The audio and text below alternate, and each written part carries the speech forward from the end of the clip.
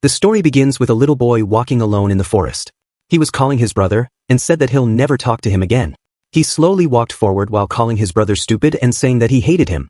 Suddenly, he heard a voice and thought that it's his brother. He looked back saying he'll not forgive him even if he said sorry to him because it's too late. But the next moment, the boy disappeared from there leaving only his bag chain behind.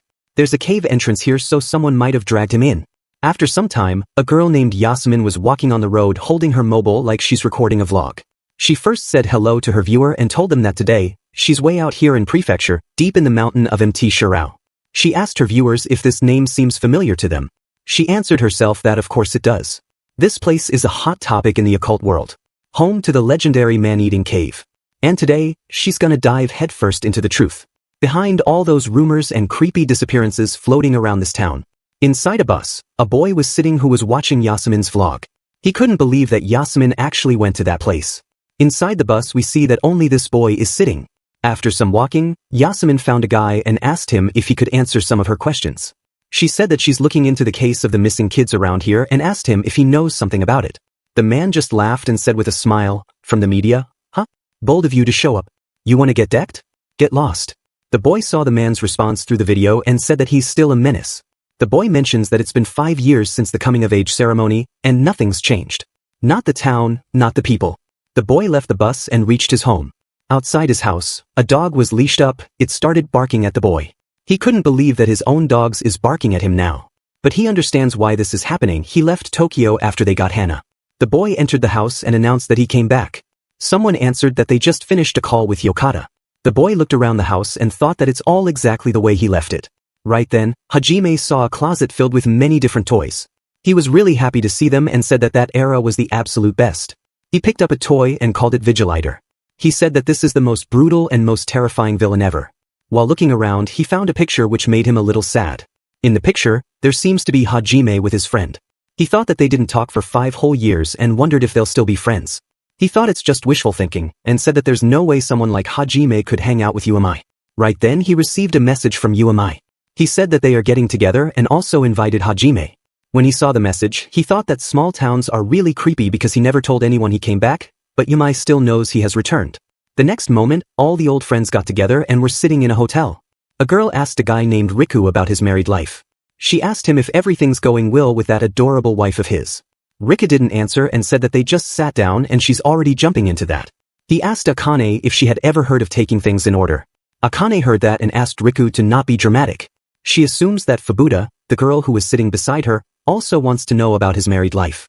But Fubuta said that they should wait a little before jumping into that topic. At that moment, a guy named Jen asked if he should pick spicy fried chicken or wasabi mayo. Akane answered that he should order both of them. Like this, everyone gave their order one by one. Hajime looked at the scene and smiled thinking that this feels like old times. While others started talking about why UMI still isn't here, Hajime was thinking that he never really fit into their conversation. This kinda makes him wonder why they even invited him. He assumes that he used to be close with UMI, that's why they invited him. He can't think of any other reason. Right then, Yumai entered the place and the first thing he did was hug Hajime. He didn't stop just there. Yumai started playing around with Hajime saying that he's grown so much. Seeing them, others thought that Hajime and Yumai are still the same. Umi even started feeding Hajime with his own hands. Right then, Riku showed a YouTube video in which Yumai was also present. They all were really shocked and couldn't believe that Yasmin really came here. So the guy who asked the vlogger to get lost was Yumai. Jen asked what Yasmin was even doing in this town. Riku answered by asking them if they knew about the man-eating cave that's been passed down in this town. He explained that long ago, there was a samurai clan that lost a war and was exiled from their homeland. Disgraced and driven into ruin, their former glory faded like a dream. Desperate to survive, they turned to raiding villages along their path, killing anyone who dared to resist. But word of their cruelty eventually reached the authorities. And so, every last member of the clan was executed and their severed heads displayed along the Shursui River. But the gold and treasure the clan had plundered were never found. Time passed until one day, a rumor began to spread. Deep in the cave on Mount Shirao, the sacred peak of Washiro, the clan's lost treasure still lay hidden. Many ventured into the cave in search of it, but not a single one ever returned. Was it the curse of the beheaded samurai? Or the wrath of the land itself? The saying is famous in this town, stay away from Shirao Cave, linger too close and it'll swallow you whole. Akane said that they used to say this non-stop when they were kids. Right then, one of them remembered that they went to that cave once. Before they started the story, Hajime requests to not talk about it. Hearing his request, Riku remembers that at that place Yuamai's brother disappeared. But Yuamai refused to believe it. He said that the cave has nothing to do with it. There was just his little brother's scooter at the mountain entrance. And his little brother wasn't in the cave either. Umi immediately grabbed Hajime and said that he was looking out for him. That's why he requested them to not talk about that. After they left the place, they planned to go to that cave again. All of them agreed and decided to go there tomorrow. While walking home, Hajime said to Yumai he'll not come to explore the cave with them tomorrow. He gave the reason that he's not close with everyone, so it feels really awkward to him. But Yumai didn't believe it. He said that everyone was seriously impressed that Hajime went to Tokyo on his own.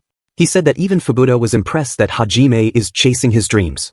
Umi assumes that something happened in Tokyo, that's why Hajime is saying these types of things.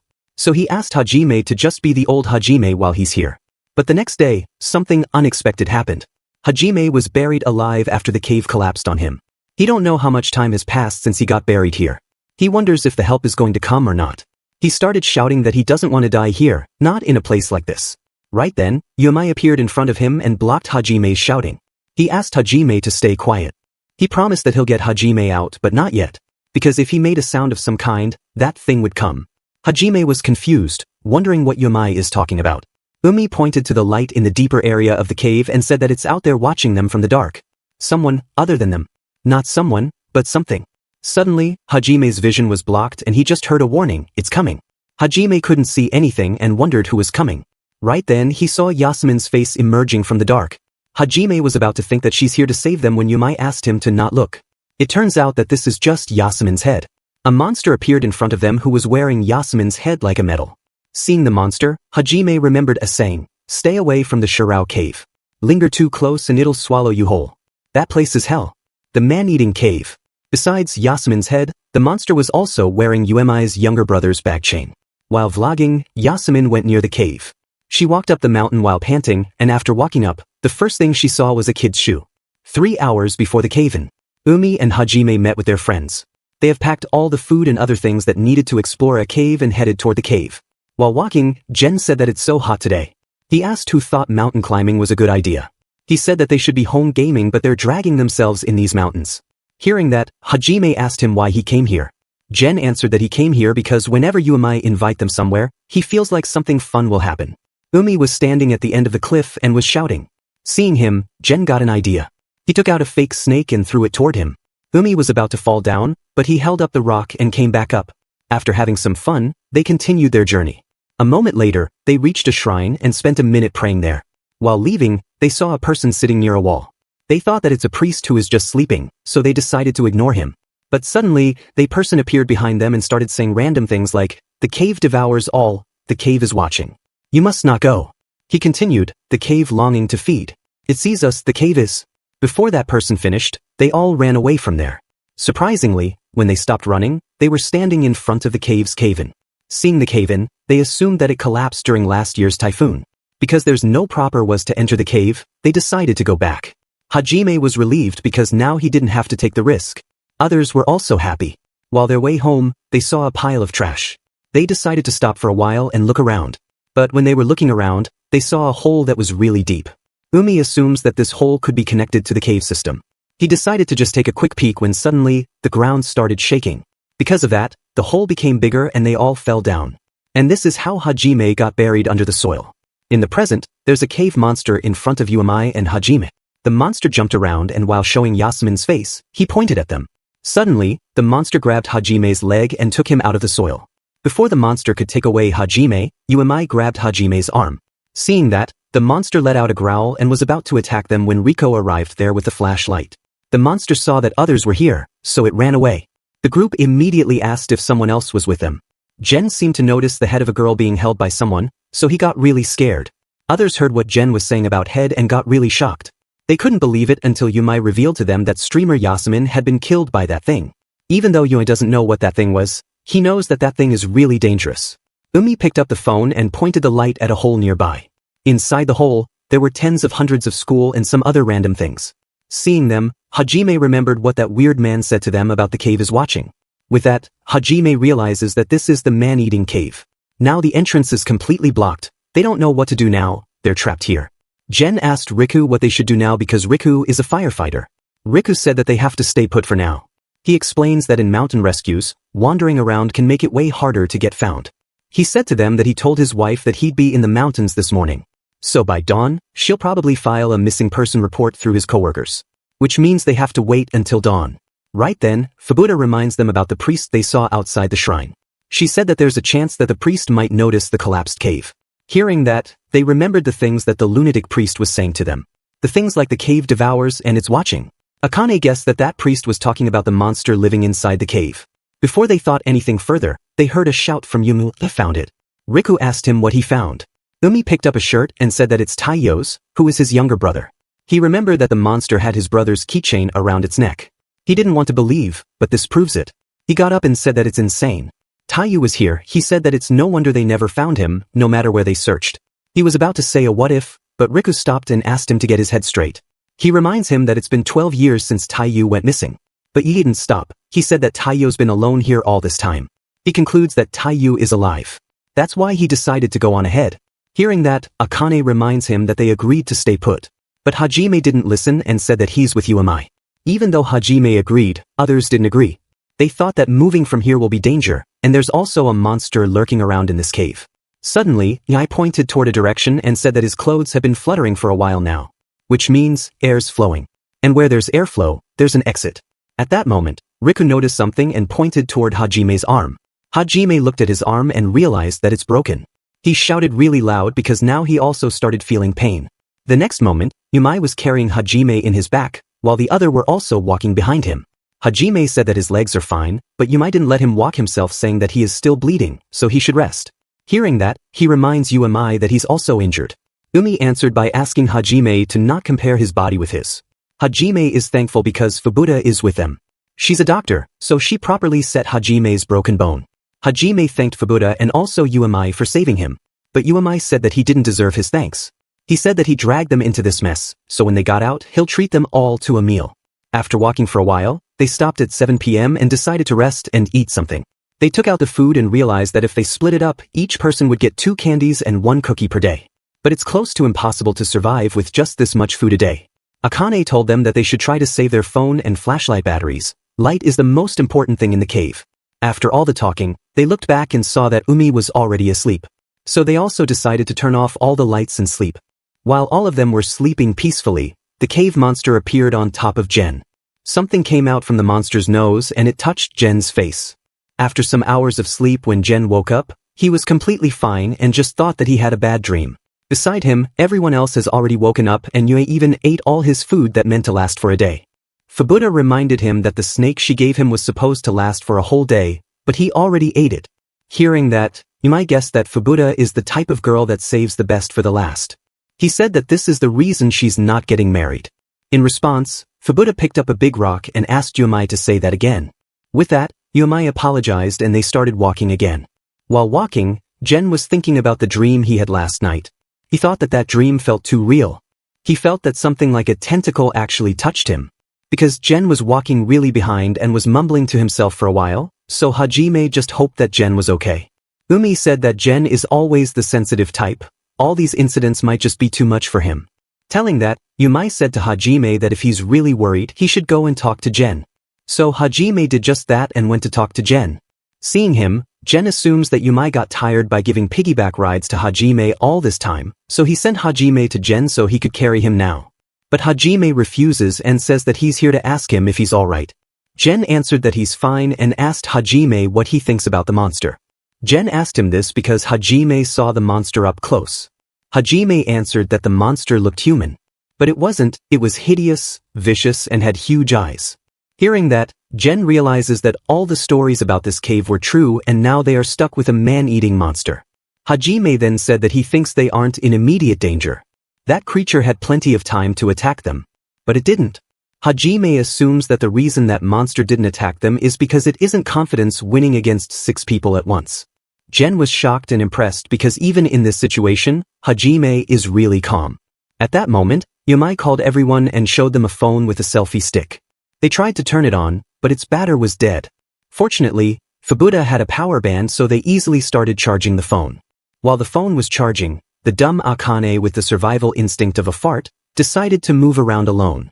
She went some distance away from the group and took out the cigarettes to smoke. But while she was smoking, the monster appeared in front of her and grabbed her from the face. This is what you get for having the survival instinct of a smoke. On the other hand, the group has turned on the phone and they found a video in it. This video was shot just 3 days ago. The person who was holding a phone was calling for Yasmin. But no matter how much they called, they didn't get any answer. Suddenly, they spotted a monster eating Yasmin. Seeing the video, Jen wasn't able to control himself and threw up. Others were also shocked and scared. In the video, before the monster completely devoured Yasmin, it looked toward the camera and then, the video ended. While others were scared and called that creature a man-eating monster, Hajime said that they don't know if it really a man-eating monster. He mentions that in the video, the monster tried to eat Yasmin, but when they saw the monster, the lower body of Yasmin was gone, but her head was fine. So maybe the monster didn't eat her. Hajime assumes that it might have had a different goal, that's why it took her head. Hearing that, Riku get a little angry and said that he didn't care if that monster had some kind of goal, a person still died by its hands. Right then, Fubuda looked around and reminded them Akane isn't here. They went back and saw a half-burned cigarette on the ground. Beside the cigarette, they also noticed a cave which was just a wife enough for a person to crawl in. Without thinking, Yumai started crawling in. Seeing that, Riku called him insane and told him that he shouldn't just crawl in without thinking. Umi answered that he's thinking and said that that monster is a coward who creeps around in the dark, targeting women when they're alone. He smiled and said that if he catches it, he'll burn it to crisp. But still, they can't just let him go in alone, so Riku went behind him. Now only Fubuda, Jen, and Hajime are left behind. They sat beside the tunnel and just hoped that Riku and Yumai would come back with Akane. Right then, Jen said that Yumai isn't thinking straight. He can't believe that Yumai really thinks his brother is still alive. There's just no way someone missing 12 years ago is still alive. But despite the chances of Taiyu being alive are close to zero, Yumai was still dead serious. Fubuda remembers that those two brothers were inseparable. Fubuda, Yumai and others grew up together, so she saw everything. That bond Yumai and his brother had. Even after Taiyu went missing, their bond never changed. While they were talking about Taiyu and Yumai's bond, Yumai reached the other side of the tunnel. But the first thing Yumai saw shocked him. He saw his brother, who went missing 12 years ago, standing in front of him. Before he thinks that Taiyu is still alive, he notices that even after 12 years, Taiyu is still looking the same. He asked Taiyu if he's even real. Taiyu just said that it didn't matter. He grabbed Yumai's hand and said that everyone's waiting. Umi was confused, wondering what Taiyu was talking about. Even with all these questions, Yumai just followed Taiyu asking if he's really real. But Yumai didn't notice that Taiyu's hands are looking kind of like that monster. When Taiyu looked behind and said, "It's me," Yumai picked him up. He immediately hugged him, asking him to forgive him. Taiyu said that he was scared, he wanted to see Yumai again. He said that he was lonely and scared. But he always believed his big brother would come for him. Smiling, Taiyu said thanks to Yumai for finding him and also said that he loves him. Suddenly, a punch landed on Taiyu's face which sent him flying. Umi was the one who punched him. Umi said that Taiyu is shy type, so he never said I love you or anything like that before. Which means the Taiyu in front of Yumai isn't real. Saying that, he flashed a light in front and saw the cave monster with an injured face. This monster is the one who was impersonating Taiyu. At that moment, something came out of the monster's nose, but it quickly went back to his nose. Umi looked at the monster and told him that he's going to pay for making him his own brother. Hearing that, the monster just laughed. At the same time, Fubuda asked Jen if he heard something. Jen answered that he didn't hear anything and asked Fubuda to not scare him like this. Worried, Fubuda said that they should go behind Yumai and Riku. She believes that they'll be safe if they stay together. But Jen refuses to enter that little tunnel. He said that he would rather die than enter that creepy tunnel. He said that they're better off waiting for Yumai and others to come back. Suddenly, Fubuda started crying. Jen sees that and reminds her that Akane is out there all alone. She must be terrified. He told Fubuda that crying will not fix anything. Fubapta then got up while crying and started going toward the tunnel. As she was walking, Jen was trying to stop her. He asked her to not leave him behind with just Hajime. He said that he'll seriously die if she left him alone. He looked toward Hajime and asked him to say something to her. It turns out that Hajime is still watching the same video. Jen couldn't believe it and asked him if he had lost his mind. Right then, Hajime noticed something. He picked up the phone and flashed light toward some rocks. He pointed at one and said, "This protruding rock and this groove here. It matches." Jen and Fubuda couldn't understand what he's saying and asked him. Hajime answered that this spot is exactly like the one in the video. Hajime's guess is that Akane is here. Meanwhile, Riku has also crawled to the other side of the tunnel. He looked in front calling Yumai's name and what he saw shocked him. He saw that Uemai had strangled the monster to death. As the monster fell to the ground, Riku was really shocked. He asked Uemai if he's really the one who took down that monster. He asked him how he did it. Umi just answered that he punched the monster 5 times. Riku couldn't believe it, even though he never saw Uemai losing a fight, but this time, they're talking about a real monster. Then Ye answered that he beat the monster, but he felt something was off. At first, he thought he was seeing things. He saw Taiyu first. Taiyu spoke. He even touched him. It was Taiyu from every angle. Everything felt so familiar. At that moment, the same thing came out from Uemai's nose that came out from that monster's face. But it quickly went back. Riku saw that, but before he could say anything, the rocks behind them fell. A boy came out from the rocks and he said, "I'll kill you." The boy ran to attack Uemai with a little shovel. The boy attacked left and right, but Uemai was able to dodge all of them. Right then, Uemai remembered that this is the same boy who was with Yasmin. Hearing that, the boy calmed down and immediately apologized, saying that he didn't realize he was a person.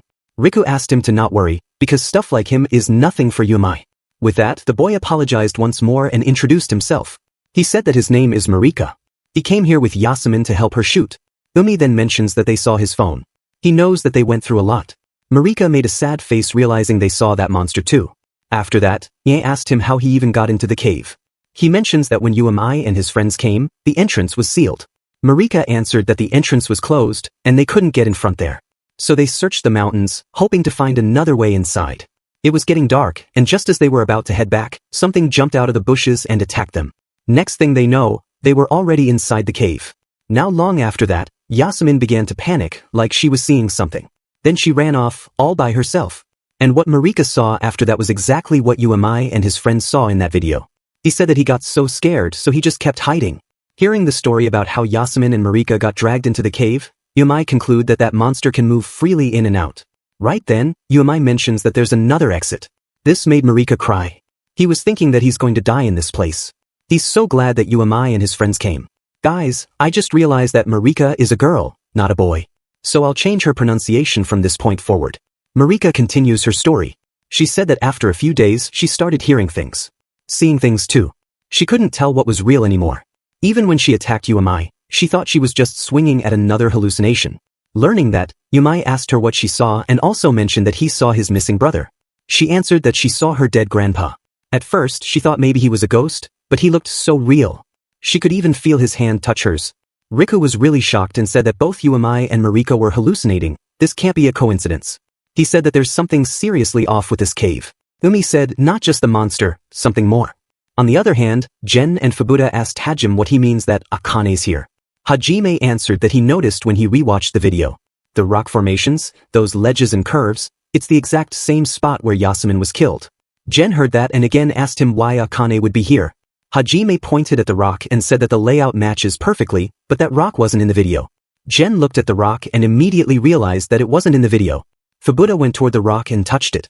She was shocked to learn that it isn't a rock, but more like tree roots. From behind, Jen heard that and asked her to not touch it too much. But instead of stopping, Akane increased her speed of tearing it apart. Her guess is that Akane is trapped in there, so she tore it apart as quickly as she could. As it got torn a little, Fubuta saw Akane's face from outside. They immediately worked together and took her out. Fubuta checked her and was relieved to learn that her breathing's stable and is just sleeping for now. Both Jen and Hajime were also relieved to see Akane fine. After a moment, Hajime wondered what could be the reason for her being trapped inside that thing. He wondered if the monster did it.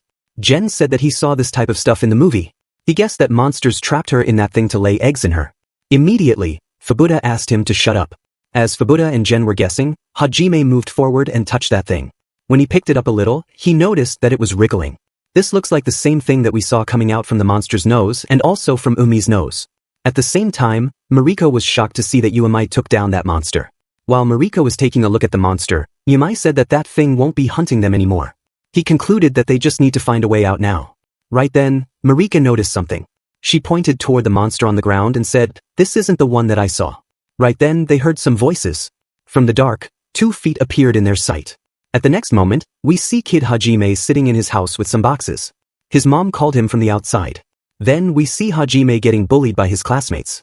They grabbed him from both sides and threw him in the almost empty lake. At school, they forced him to lick the toilet and record him. They also forced him to strip off his clothes and record his videos. The kid Hajime was remembering all this.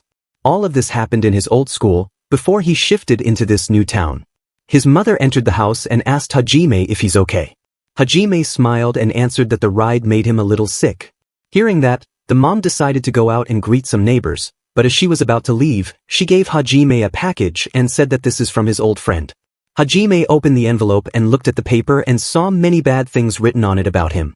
At the back of the paper, his friends said thanks to him for all the fun memories and also suggested that they should play again. Seeing that and remembering old things, Hajime wasn't able to hold on and threw up. The next moment, Hajime woke up in the cave and thought, what a horrible dream. Immediately, he thought that it was not a dream, all of that really happened to him. Right now, Hajime's arm is broken and as he felt pain, he thought that his arm doesn't feel like it is his own. He called this place a hell, but to him, it's not all that different from the outside. At that moment, Akane woke up and asked others what they were doing. Everyone looked at her and were really glad that she woke up.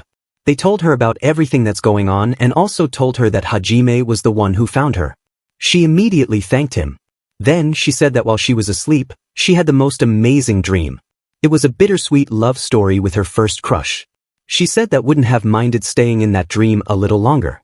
Jen heard that and told her that no one cares about her dream. Then he asked them if they should go somewhere else, or just wait here. At that moment, Akane's eye suddenly popped out, and blood started coming out from her nose. Before others could do anything, she started melting and fell to the ground. Fubuta immediately ran to check on her, but when she tried to pick her up, Akane's head just rolled out. Everyone got really shocked and scared seeing the scene. Hajime realized that they've only been lingering at Hell's doorstep. Meanwhile, Umi and his group heard a voice coming out from the dark. Umi quickly handed the mobile to Marika and moved forward to check what's going on. Immediately, Marika shouted, and she asked him if he's insane. She said that what she saw was way bigger than the one Umi took down. It even swallowed Yasmin's whale head. Riku also suggested that they should just find somewhere to hide instead of getting in danger. Hearing that, Riku answered that they're in the middle of their nest. There's no place to hide or run. So, Umi said that the only way to get out of here is beat the crap out of those monsters. At that moment, hundreds of those monsters appeared in front of Umi. He immediately asked Marika and Riku to run away as hundreds of hands moved forward to grab Umi. The next moment, Umi, Riku, and Marika were at a different place. They were tied up together and in front of them was a strange pattern on a wall and 2 torches. Behind them, many monsters were standing. All of the monsters looked the same, but one of them had a fat tummy and was covering his face. Outside the cave, a priest was praying in a temple. Stay away from Mount Shireo's cave. Step too close, and it'll devour you whole. It's a place of dread, the man-eating cave, where the cave god veils itself in darkness. This is the same psycho priest that Umi and his friends saw before they fell into the cave. Inside the cave, all the monsters suddenly bowed down. Next, some of them worked together and brought the body of Yasmin there. They plucked out her head and then threw her in the hole. As she fell, all the monsters started dancing and laughing. While they were dancing, I remembered a line that psycho priest said to them. It's a place to dream, the man eating a cave. Outside the cave, a guy received a call that Riku didn't come back home. These people are from the office where Riku works. Just now, Riku's wife called and said that Riku hasn't returned since yesterday. She also asked if Riku came to work.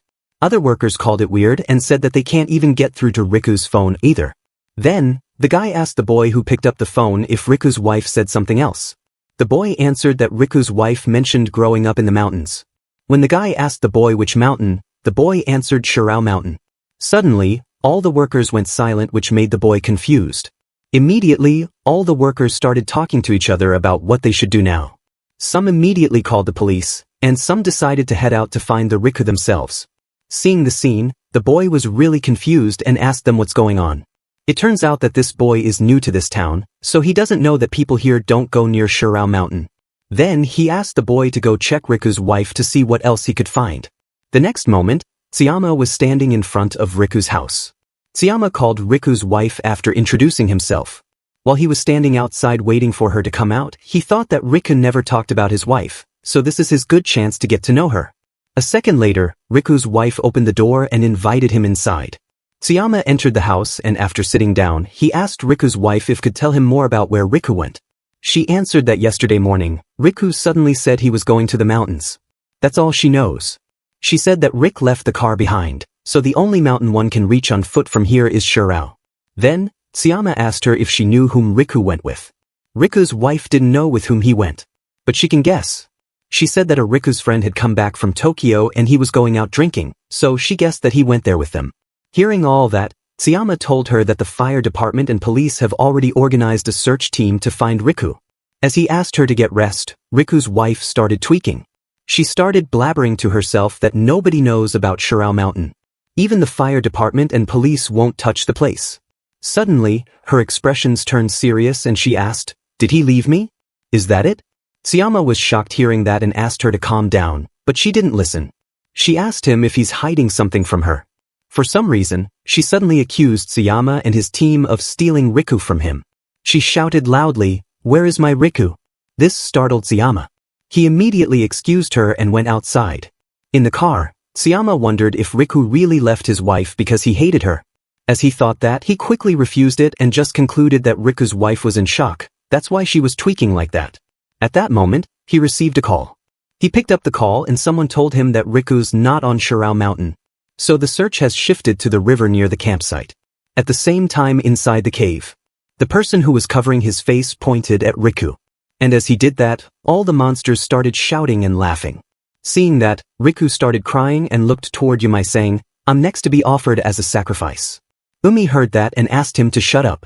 He quickly started trying to untie himself. But he just started trying when some monsters pinned him to the ground. On the ground, Yumai looked toward Riku telling him that he'll be okay. At that moment, the guy who's covering his face is standing really close to Riku. Meanwhile, Hajime and others were also crawling in the same tunnel where Yumai and his group went. Gen was crawling in front and asked why he's the one up front. He said that they split up with Yumai and Riku a while back and asked why the hell are they doing. Gen assumes that they found an exit and left them behind to die here. Hajime heard that and said that even if that's true, they'd be up there doing everything they could to help. Hajime believes that Yumai and Riku will never abandon them. Fubuta agrees and asks Gen to stop saying dumb stuff and keep moving forward. But Gen didn't stop. He said that when it's life or death, who knows what people might do. He reminds them that Akane died, and they're asking him to not say that. He said that if it meant escaping this hellhole alive, he would even sacrifice the rest of them. Crawling behind, Hajime thought that people don't just melt. He remembers the monster that's lurking around in this cave and wonders if Yumai found a way out. He dispelled that thought and thinks that there's no guarantee they're even alive. He wondered if going deeper into this hole was really the right choice. He's feeling like this cave is luring them deeper and deeper. Suddenly, the ground started shaking and then the tunnel collapsed on Gen. Hajime immediately grabbed his leg, trying to pull him out. The tunnel was collapsing slowly, and if Hajime didn't move now, he would also get buried. Despite knowing that, he didn't let go. At that moment, Hajime wondered why he's even trying so hard. He thought that he has already done enough and doesn't have to keep pushing anymore. It turns out that Hajime was thinking about dying from the start. Suddenly, Hajime woke up drowning. As he raised his hand, Yumai helped him get out of the water. The next moment, Hajime woke up from his dream. He's sitting alone in the dark and wondered if he had died. Right then, light fell in front of him. He raised his hand toward the hole from where the light was coming and wondered if this was the way out. But his happiness turned into shock when a cave monster appeared in front of the hole. Seeing it, he realized that this isn't an exit but the monster's staying place. As he realized that, a person talked to him, asking to relax and told him that the monster was checking on them, not making any move. The person who told him this is Gen. Hajime was really happy that Gen is fine. Then, Hajime remembered that they got buried under the rubble, and asked Gen how they survived. Gen answered that the monsters pulled them out through the cave-in and dumped them here. Hajime was really shocked and confused after hearing that the monsters saved them. Seeing him confused, Gen assumed and mentioned that this might be the only way out of here. So it's really more like the monster has penned them in for the time being. Hearing that, Hajime asked him about Fubuta. He answered that she got separated from them when the tunnel collapsed, and Gen hoped she made it out on her own. After learning everything, Hajime said that they have no choice but to bust out and find the others. He pointed at the hole and said that it's their only hope. Shockingly, Gen asked him to forget it. He said that they're not getting out. He mentioned to Hajime that he has already tried to get out, but the walls curve up like an upside-down bowl. So there's no way they can reach it. Hearing that, Hajime realized that they're really stuck. Gen was already assuming many bad things and now he assumed that this place might be a food storage of those monsters and they're the food. At that moment, a place slowly came down from the hole. When the plate hit the ground, Hajime saw that it's filled with insects. This confirms Jen's guess even more. He said that this place is a food storage. The monsters are giving them these insects so they don't starve to death. Jen loses all the hope, saying they're not walking out of this cave and they'll die here. Hajime's eyes widened as he felt something. He thought that he was thinking of dying from the start anyway, but he still wants to cling to life so bad. Remembering Uemi, Hajime announced that he will live. As he said that, he picked up some insects from the ground and started eating them. Meanwhile, Riku was crying, thinking he's about to die. Umi tried to get up, but the monsters didn't let him get up. Suddenly, Uemi hit one monster with his head and freed himself. He immediately shouted, asking others to run. Right then, a monster jumped on Umi's shoulder and bit him. To free himself, Uemi also bit the monster and plucked out its ear. After freeing himself, he ran toward the hole in front of them. Seeing that, others were shocked, asking him if he's really thinking of jumping in that hole. Umi answered that it's better than dying here and kept on running. Behind them, the monsters were trying to catch them, but they couldn't. Umi, Riku, and Marika, all of them jumped inside the hole. Luckily, there was a pond down the hole, so they survived without any injuries. They took a breath of relief and Uemi said that this moment is number 2 in close calls. Hearing that, Riku mentions that number 1's gotta be that time back in middle school. He said that back in middle school, when they snuck into school at night and caught their math teacher, Satu, having a shady little meet-up with the vice principal. Umi agreed and said that it was pure chaos. He continued from where Riku left. He said that VP came charging after them swinging a giant triangular ruler. But then their math teacher yelled, "That thing's way too sharp. Use a protractor instead." Seeing them laughing, Marika reminded them that they almost died just now. He tells him that what he did was really reckless. He said that jumping into some random hole about which they know nothing about could be really dangerous. Then, Vie answered that when the monster tossed Yasmin, there was a faint sound of water splashing, so he bet on that and jumped down. After some talking, they looked around, wondering what this place is. Umi guesses that it is just groundwater pooling up over time. But he knows that this is one messed up spot. He said that there were white root-like things growing underwater, and some human bones stuck between them. Marika bets that this place is really important to those creatures. He mentions that the murals that saw above, their bizarre behavior, it all seemed ritualistic to him. They've been slaughtering people, just like they did Yasmin, and offered them as sacrifices for some purpose tied to this place, said Marika. Adding up all that, Marika said that those creatures aren't brainless, they have some kind of intent. As Marika was saying that, I went to the pond and started peeing. Seeing that, Riku shouted at him, asking him to be serious. Then, Yumai said that he's not gonna take this lying down, it's pissing him off. He announces that if this place matters to those creatures, then they'll come running the second they notice, and when they do, he'll crush them all. Hearing that, Riku hit him from behind and then dragged him away from the pond, saying that he's out of his mind. He said that they're not here to fight those creatures, they just need to find Akane and get out of here. After some time, they found a hole they could squeeze through. As they were slowly climbing up, Riku's phone suddenly rang. Riku was really shocked because until now, they had no signals. He picked up the phone and learned that it's Sanaz. Meanwhile, outside the cave at some place, Tsuyama was standing looking at the phone. He said that something's not adding up. Even if they're in the countryside, how come 6 adults vanish in the mountains, and it's not even on the news? He mentions that it's been 3 days since they went missing, so their families must have reported it. He doesn't know what no entry into the mountains crap is. They should at least check into the mountains. While driving, he complains about how the search teams are combing all the wrong spots, and the chief keeps hammering them to stay out of there. After some driving, he reached the bridge and saw someone climbing up the rail of the bridge. This person is Riku's wife. Tsuyama immediately stopped the car and tried to talk to her. He told her that it's dangerous there and asked her to come down. She looked behind and said that all this has happened before. Anyone who goes into that mountain never comes back, so Riku is probably already dead. Saying that, she jumped, but immediately, Tsuyama grabbed her. After he caught her, a dragonfly sat on his head which distracted him and they both fell down. It turns out that the bridge wasn't so high, so nothing happened to both of them. Sana tells him that when she was a kid, every summer she would come here and jump into the rivers. Because Tsuyama is new to this town, he didn't know that this bridge isn't that high, that's why he acted like that. Then, Tsuyama gave her a ride in his car. She sat beside him and apologized to him for raising her voice yesterday. Tsuyama tells her that it's fine and says that someone precious to her is Mission, so he understands how she feels.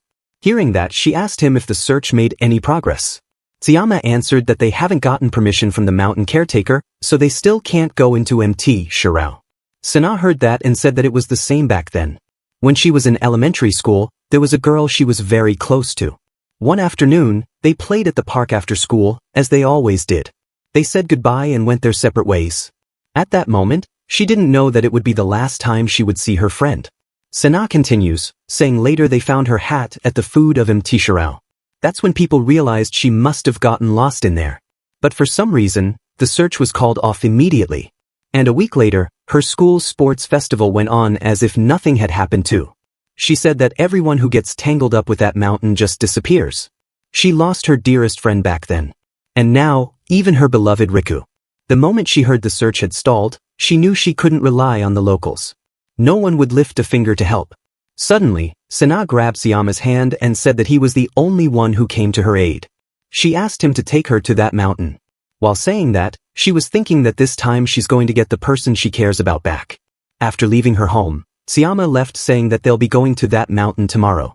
With that, Sana entered the house and looked at Riku's picture, saying she'll find him no matter what. At that moment, a dark figure appeared behind her holding a rope. Meanwhile, Riku received a call from his wife, Sana. He was really shocked and asked her how this call even came through. Before she answered, Riku told her that he's stuck inside a cave and cannot find his way out, but he's fine. Instead of being shocked or scared for him, she answered that she knows he's cheating on her. At this moment, Sana is standing in front of him and said, "Why else would you be coming home this late?" Suddenly, the scene shifts and Riku appears at his house. Sana threw a glass at the wall and angrily asked Riku to show her his phone.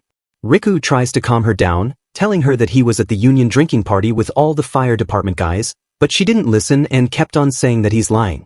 While crying, she asked him if he's cheating on her because she can't give him children. Riku touched her shoulder, trying to calm her, but she slapped him in return. After she slapped him, Riku immediately grabbed her from the neck and strangled her.